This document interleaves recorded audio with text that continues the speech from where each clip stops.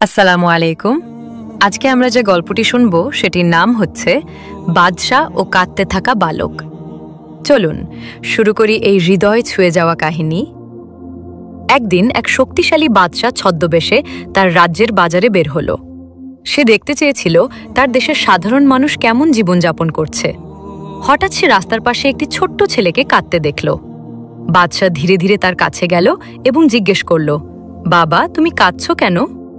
ছেলেটি কাঁদতে কাঁদতে বলল, আমি খাবার চাই না, আমি শুধু আমার বাবাকে একবার দেখতে চাই, তিনি আল্লাহর কাছে চলে গেছেন। এই কথা শুনে বাদশা থমকে গেল, কারণ তার নিজের বাবাও বহু বছর আগে মারা গিয়েছিলেন।